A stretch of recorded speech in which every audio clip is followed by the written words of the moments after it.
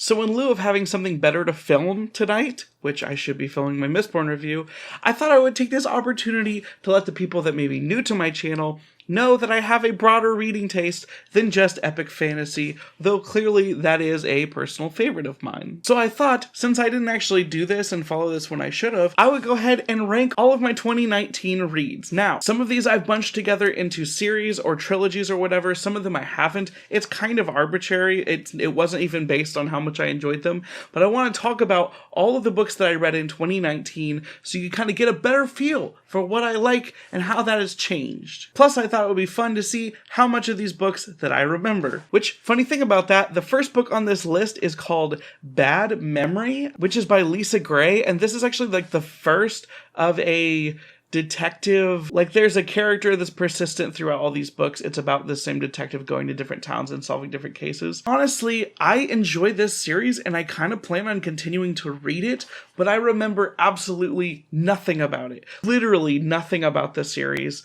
They're very good mystery books. I enjoy them while I'm reading them, and I read them quite fast, and then I completely brain dump everything about them. So I guess I don't know if that's really good or adequate. I'd say it's probably adequate for what it is, because they aren't super special, obviously. I don't care too much about them, but they are enjoyable. Next up is Basic Bible Interpretation, which I will say this one's probably also adequate. The thing about Basic Bible Interpretation is that it's like a very, very basic hermeneutics course for interpreting the Bible according to different methods, but it's like extremely surface level. I think it does an important thing, which is it goes over the history of the methods that the Bible has been interpreted over the years, and it talks about the elephant in the room, which is the fact that for the first hundreds of years of the Bible's existence, it was interpreted extremely allegorically, and how the modern trend changed, it to be interpreted different ways. I say it's a good place to start, but nothing super major going on there. Alright, now,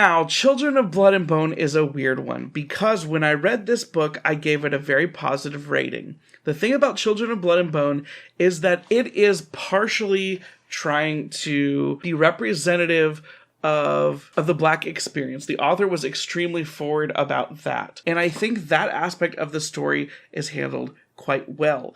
However, once I separated myself from that and I also tried to look at the rest of this story, I'll say it lands a lot more on the adequate side. There's just some serious tropes that are handled in ways that I don't like, and as we'll see as I talk about the next book in this series, the longer I think about it and the more time I have to actually think about what this series did, the more I realize that this is not actually as good of a book as I initially thought it was, even though it does one thing really well. The rest of it is not great, and also, the more I learn about Avatar: The Last Airbender, the more I realize it's a little bit derivative as well. Now, Children of Virtue and Vengeance. I believe I gave this book actually 2 stars when I originally reviewed it. I made a rant review. It was my second rant review ever on the channel.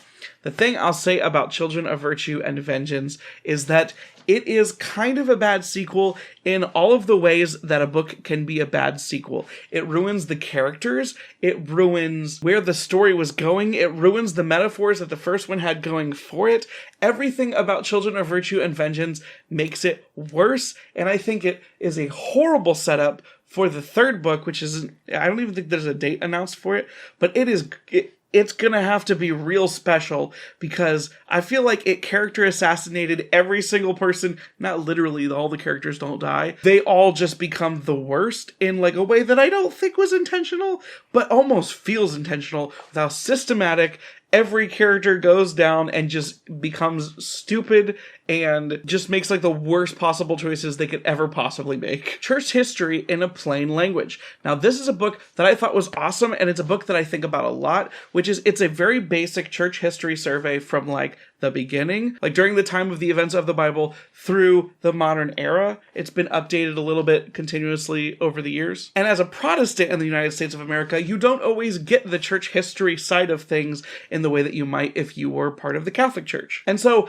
even a surface level introduction for me, which it may not be that interesting for people that are into the subject, but it was very eye-opening for me with the mistakes that were made with the church along the way, some of the successes the church has made along the way, the hardships that they went through. Like, it has been eye-opening to me on so many levels, and it's made me think so much deeper about my faith and the Bible and the church as a whole. It's like one of those like, well, this is actually kind of life-changing for me. It reshapes the way that I view everything. So like this book was really awesome for me. I know that there are lots of people that disagree with that. I've even referenced things about this book in my like Voranism and Catholicism video, and people did not like what I had said there, what I'd taken from there. I might have portrayed that information incorrectly. I'm not sure, but this book was awesome for me. Daisy Jones and the Six. Now, I want to say here that the way that I've ranked these is not exactly fully the way that I rank books by stars, and I'm also doing the same thing that I did for my 2020 tier ranking video, where if something has changed, if my opinion on a book has changed more with hindsight than when I first reviewed it, I'm going to put how I feel about it now. And that's Daisy Jones and the Six is an awesome book. I believe I gave this 4 stars initially. Like, there are things about the book that I don't always love and I didn't completely vibe with, but in hindsight, I very much enjoyed this book. The author Taylor Jenkins Reid, I think, is more popular for The Seven Husbands of Evelyn Hugo. I believe that's what that book is called. But this book, for me, because it was about music and it was about bands, really hit home. And I think like the most impactful thing about Daisy Jones and the Six for me was just how in tune it seems to be with the idea that the people that are able to write songs that touch all these people and fully like expose the rawness of people's emotions, that type of person is probably also not okay. They probably have emotional issues. And if they're successful, if they get popular, they are probably going to be performing in an area where they're just not mentally or emotionally capable to like sustainably do that in a healthy way. And I think we get to see a lot of aspects of that, as well as just like general humanity in Daisy Jones and the Six. I thought that book was very interesting. Dark Matter by Blake Crouch. You're going to find out very quickly while I'm doing this list that Blake Crouch is one of my favorite authors right now, and Dark Matter is one of my favorite of his books. Actually, all of his stuff is going to be pretty high on here, but Dark Matter is awesome. It's amazing.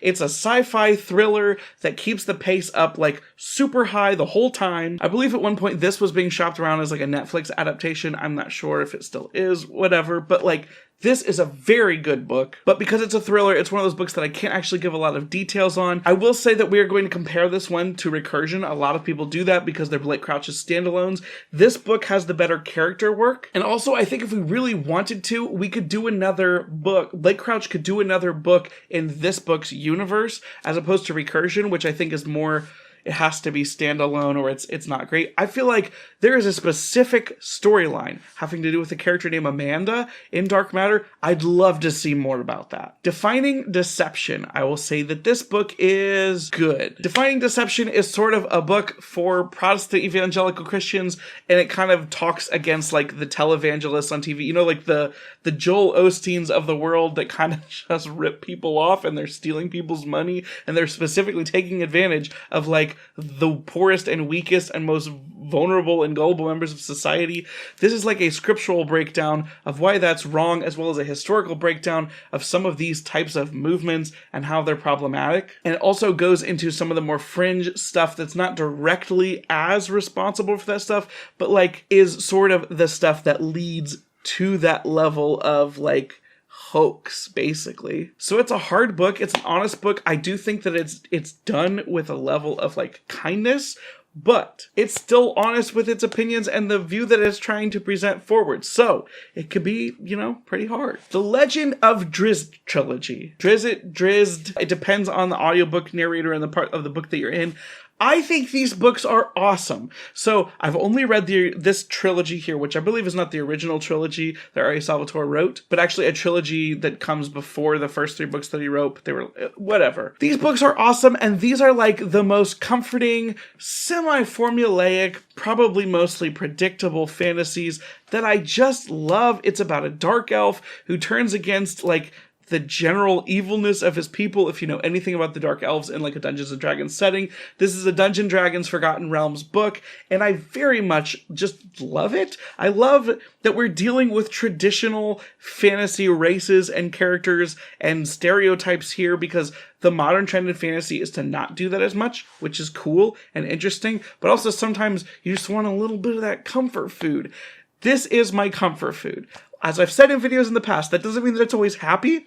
These books are actually quite sad and a little dark in some ways, but it's not grimdark by any means. You can root for characters. You have people that you love to love, people that you love to hate, and you get your elves and your dwarves and your whatnot, but also because it's Dungeons and Dragons, you get to explore a little bit of those different side monsters in every single book. So fun. Love this series. Dune. There's a lot of talk about Dune right now because of that adaptation that's coming, which we found out was delayed. Hey, that was unexpected. And I will admit, Dune was a very hard book for me to get into. I had the audiobook initially, and I didn't have a physical copy or an e-copy, and it was very hard for me to understand because it throws you right in, and I think that this was one of those books that really expects you to use the glossary that's in the back of the book, but it's not in the audiobook, obviously, so I bought a physical copy of this book so I could reread some of the original chapters, and that helped a lot. And as hard as this book was for me to get into it, I absolutely loved it by the end. The world building here, like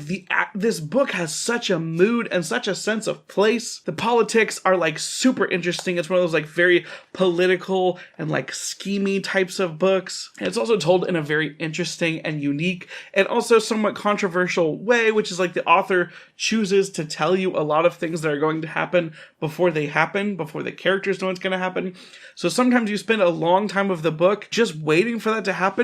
I think there's a reason for that, and someday I could make a video probably talking about why Dune is awesome and defending some of the choices, at least the way they appeal to my opinions. But until then, I'm just gonna say Dune is awesome. Green by Ted Dekker. Now, this one is a little bit hard for me because Ted Dekker is an author that I read all of the time. He's like a Christian, he's kind of like a Christian Stephen King. He even tries to have all of his books connected, via this universe. His version of like the Dark Tower series is the Circle trilogy, and this is kind of the fourth book. He came up with this book to kind of wrap everything back around. It ties a lot of his books in together in ways that they were less directly tied before. They're now super direct. But of course, because this is a Christian fiction book, it's extremely heavy with its religious themes, which I tended to love in the original Circle trilogy and liked less and less as he continued to branch these out and they started to get more abstract.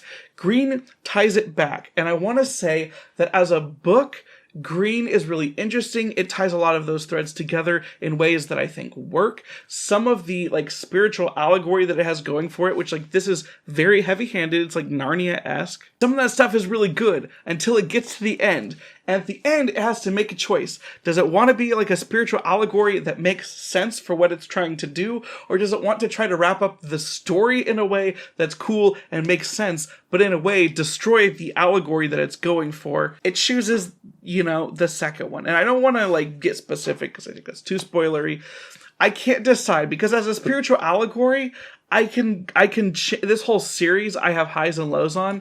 As an actual story, I think I'm going to settle on good because I think it's a fun way to end the series from a storytelling standpoint. And it caps off something that I really, really loved growing up and is still like something that I think about all the time. Like the Circle trilogy is really important to me in a lot of ways. I could probably talk about that series in a dedicated video as well. Nevertheless, I must move on. The Inheritance book, like book 4 of the Inheritance cycle called Inheritance. Okay, so I read this series growing up. I read the first 2 books relatively recently after they came out, I believe. I read book 3 at some point. This book, I believe, came out the year I was married, and I never read it until last year. I will admit, though, I got the book, I DNF'd it from the library, I got it again later and finished the second half. I never restarted it, so I read it in 2 very distinct chunks. As a book, Inheritance is probably not something I would love if I read straight through and I reviewed on my channel right now.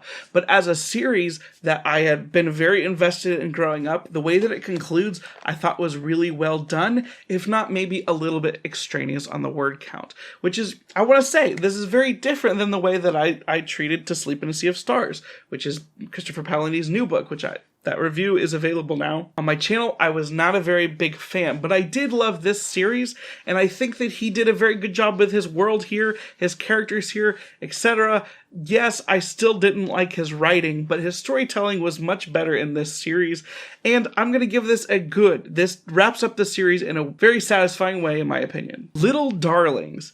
Little Darlings is one of those books that showed up on a lot of lists last year, I don't know a ton of people that actually read the book, but I think that it was kind of a little bit of a cool thing where it was a book about like changelings and the story of like a mother who may or may not have seen like a witch swap her twin babies out with changelings. It also has heavy themes of like maternal support and postnatal support. And I think that those subjects are handled in a really helpful way. And also for a book that was about like mystery and thriller and like a little bit paranormal, it didn't follow the trope that so many books that I hate follow with like modern day thrillers, which I can't even fully say because it would be a spoiler. But I think this handled it well. I think Little Darlings was a great book. Speaking of books that did that trope in the way that I don't love, The Whisper Man. The Whisper Man was a thoroughly engaging book. I was fully engaged in all the way through. I thought it was fairly fast-paced, I liked what it was doing, and I really, really enjoyed it all the way up into the very end, where it did the thing that I hate that a lot of books do, that I seem to find in like the thriller genre. Because of that, I have more negative feelings towards this book than I probably should, but I just have to be honest. The thing I will say that's interesting about The Whisper Man is that as an adult thriller with implied violence, there's strong language, but the book is incredibly tame when it comes to actual violence on the page. Like, there are things that are kind of implied to happen, but it's one of the, like, least violent books that I've read, including, like, YA, including middle, like, maybe not middle grade. Things that happen in this book, it is extremely bloodless in so many ways, in a way that I thought actually detracted from the book. It was weird. The Lies of Locke, Lamora. I love this book. I have a review out for this book. It was a 5-star. I basically always try to pitch it as Pirates of the Caribbean meets The Fast and the Furious. These are things that I really enjoy. The first Pirates of the Caribbean movie, the entire Fast and Furious series. You can actually see my poster in the background of this video. Nice. This series gets a lot of hype from some of the bigger booktubers like Daniel Green and Murphy Napier. I've never continued along with this series, but I love this book. It worked great as a standalone, but I definitely want to continue with it in the future. I'm kind of surprised I haven't done that yet. It's one of my great failings as a booktuber. Add that to the list. Lying next to me, I think this book is by Greg Olson. I can't see the author here. I was not a fan of this book. I was looking for books on Kindle Unlimited at the time that had audiobooks, and this guy has a lot of books there, but I also never see people talking about them. Maybe that's because of the genre, or maybe it's because his books don't actually do that well. I was not a fan of this book at all. It was a very bad, like, implementation of the unreliable narrator situation, where, like, they kind of lie to the reader, not just the people around them, and you don't realize it right away, but you come to realize it later, and then you realize that, like, every character in the book sucks. It's like a domestic thriller. It was not for me. Maricharm. This is one of the first NetGalley books that I really enjoyed. Listen, I don't remember much about this book, except that it was a YA fantasy book with interesting world-building elements, and it did some soft magic in a way that I thought was cool. I remember it did have a romance in it by the end, and I remember wanting to know what was going to happen because it ends in a way that is a interesting cliffhanger. The sequel to this book might be out already. I'm not sure. I probably should check it out because I was a big fan of the original book. I actually reviewed this book on a channel that wasn't my booktube channel, and it was like my first book review, potentially. Like, it might have been my first standalone book review video. North and South by Elizabeth Gaskell. So this was an attempt at me reading more like, I don't know, period piece books to try to relate with my wife better. It was a little bit of a tough one for me to get into, as some of the language was just hard for me to read. I thought that it was like, not like prosy in a way that's beautiful, but just like overly wordy in a way that some classic books can be. So I had to read the audiobook along with the book to understand a lot of this one at the beginning, and then once I kind of got the flow, then I was able to continue and go along with this one. It was actually a really interesting story, though, with like a lot of politics involved, and yes, it's a romance, but kind of not a lot of romance in it. I don't know. It was less romancy than I would expect from a romance, but there was like more emphasis on the romance than you would expect from just a political book. I don't know. It's a classic. I did enjoy it. We tried to watch the BBC adaptation. Didn't enjoy that so much. I don't think we even finished it. On Luna Time was a book that I read because Murphy Napier highly recommended it. I also was curious to hear her narrate the audiobook. I was not a fan of this book. Thankfully, it was very short.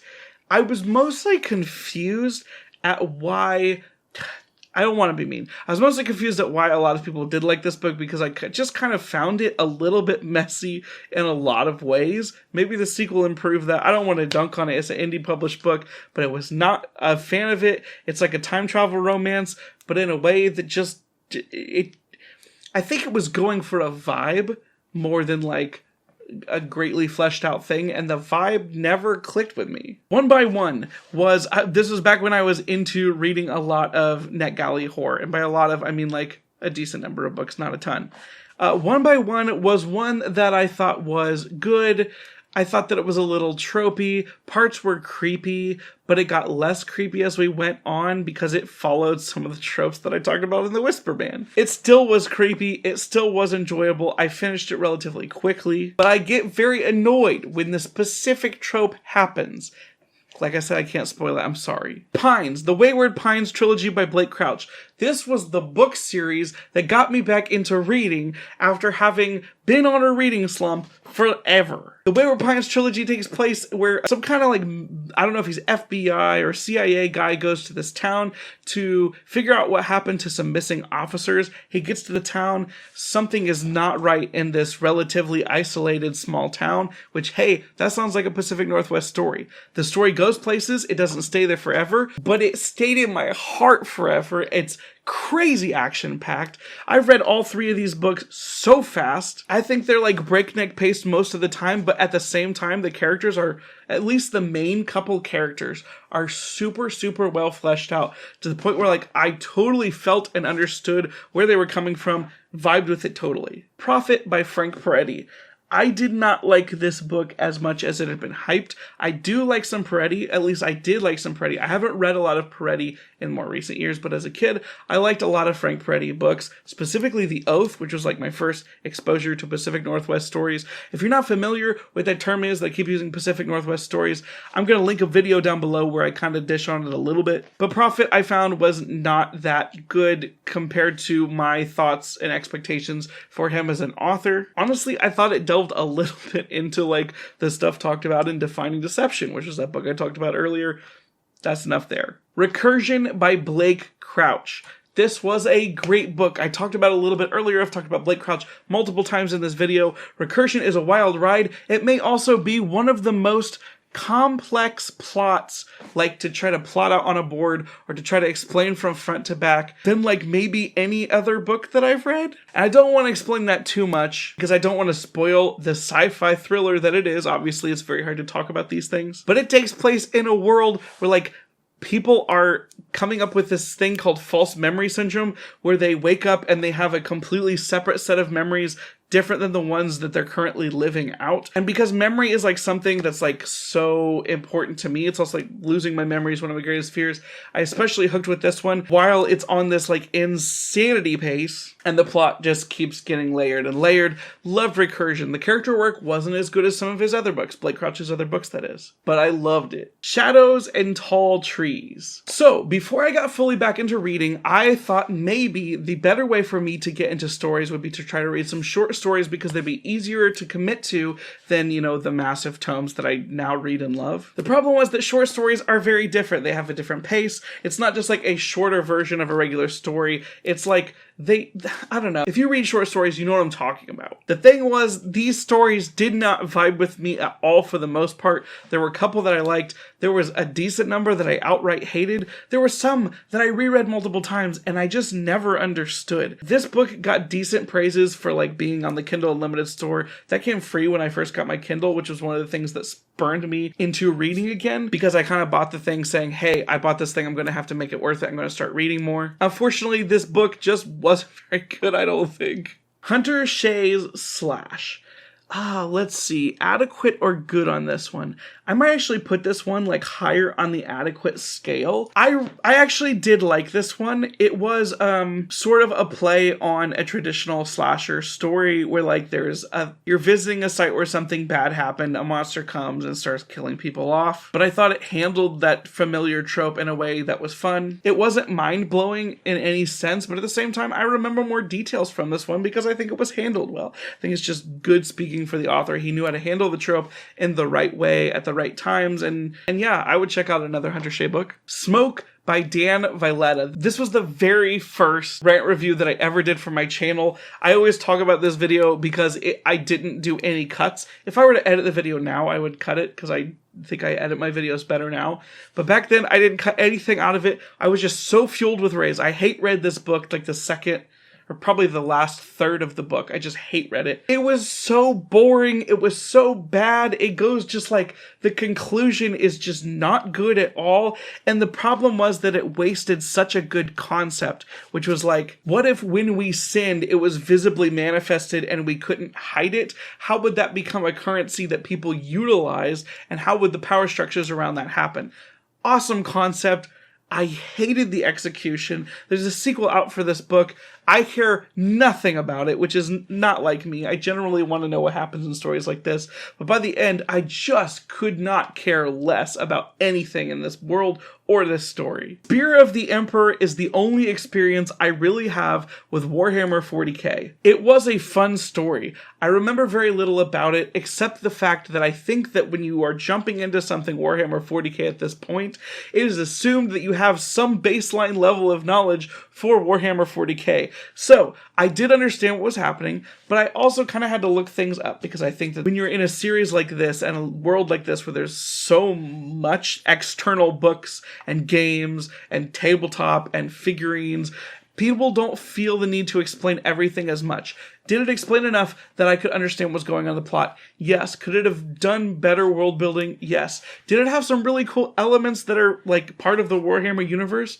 Yeah, I thought it was fun. I would be interested in checking out Warhammer more, but it also didn't make a huge impact on me. Pandemic by A.G. Riddle. Right after I read the Wayward Pines trilogy, I got into The Extinction Files by A.G. Riddle. This is my first A.G. Riddle book. And also, this is a book that I talk about on my channel as much as possible. A.G. Riddle is probably my favorite, indie published, self-published author. First of all, I got into this book, before this year. I got into it last year. But it starts off with just this insanely nasty virus, but there's a lot more to it. It becomes a lot different of a story than you think it is, but it also handles the virus part really well. The characters are so well done. It's like my favorite romance subplot in any of these stories, I think. Period. For some reason, A.G. Riddle has a writing sense and style and the way that he, brings the science fiction elements into his thriller plots. It's so good, and I love this author so much. I want to read everything else that he's done, and I need to prioritize that. Also, anything that he comes out with in the future, I want to check out, because A.G. Riddle, love the dude. The Eye of the World. Now, if I'm being honest, this is the first Wheel of Time book. To me, it is not something incredibly amazing. It is a good book. It might even be a great book. I have a hard time saying it's a great book, honestly. The books later on, I've read the third book and the second book, and I thought some of those were great. This one, I honestly struggled with the pacing more. I think it's a good setup book. I think it's really interesting. I want to continue along with the Wheel of Time, but this one for me is more of a good than a great. There's lots more that can be said about the Wheel of Time. I'm thinking about participating in a Wheel of Time read-along next year. We'll see. I definitely want to continue on with this series, but The Eye of the World, because of what it is, does a lot of familiar things in a way that I thought was fun, but not mind-blowing.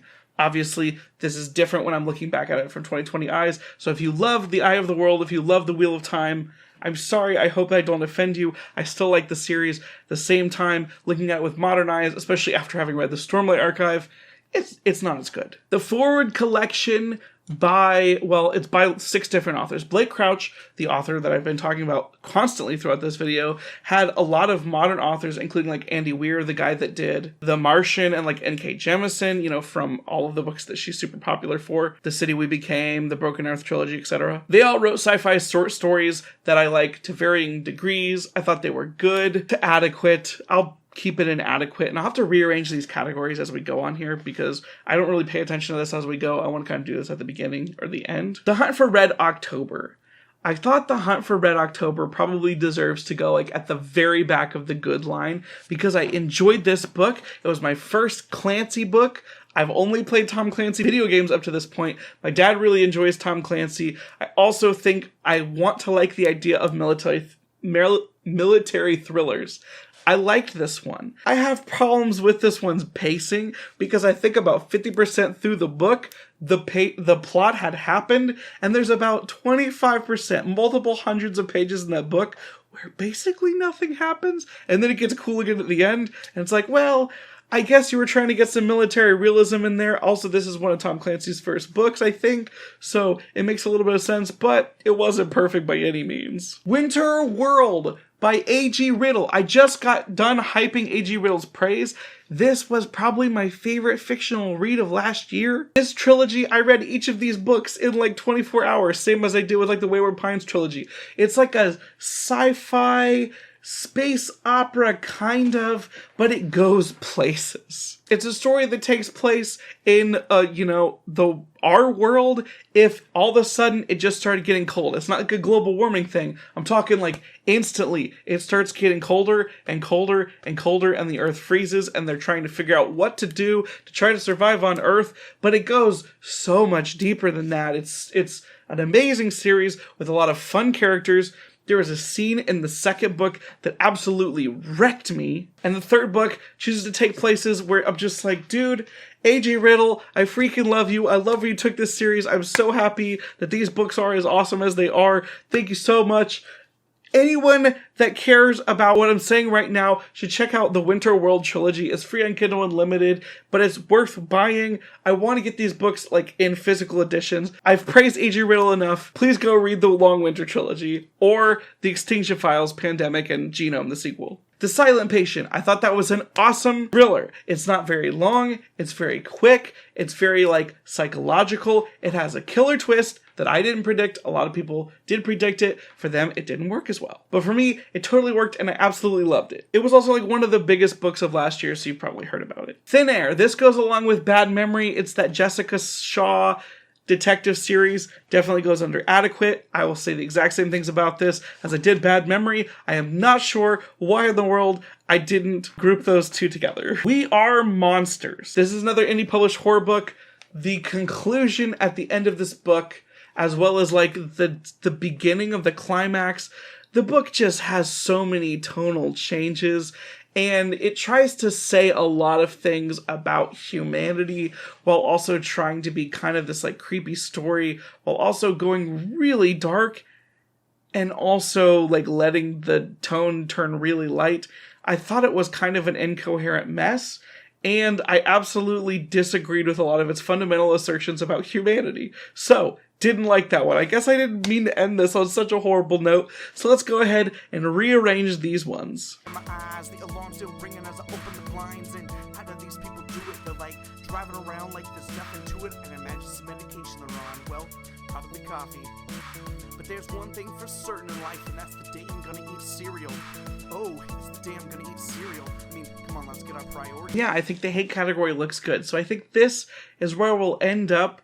2019, I think, was a lot more of a diverse reading year for me than this year has been, unfortunately, or fortunately, because I've also, I think, liked more of the books in general that I've read this year, so maybe I just made smarter choices, but also I adventured around less, you know. I hope this video helped you understand the way that I like reading a little bit more. I hope you were able to get exposed to some stuff you may not have heard of, as I tried to do a little bit more indie stuff back then. I want to get back into that a little bit more this year, or at least next year for sure. If you like this video, please remember to leave a like on the video, and if you haven't subscribed already, please do if you want to see more videos from me. If you'd like to support me financially, you can check out the merch store down below, or you can support me on Patreon. We have some cool Patreon buddy reads that we're doing this month for The Shining and Assassin's Quest, the third book in the Farseer trilogy. Additionally, even if you aren't able to or don't want to support the channel financially, you can join the Discord and have fun discussions with us all the time. I promise you, I won't take until next October to do my 2020 tier list for all the books that I read this year. I'll actually probably do that in December or January. Thank you guys so much for watching. I hope you have a good day. If anything I said about this list was offensive to you or hurt your feelings, I just want you to remember that I'm not your dad, but I am your best friend. Bye. Sleep, no one ever get enough. Always looking out tired. Sleep, no one ever get enough. If I don't show up, I might get fired. Sleep, no one ever get enough. Always looking out tired. Sleep, no one ever get enough. If I don't show up, I might get fired.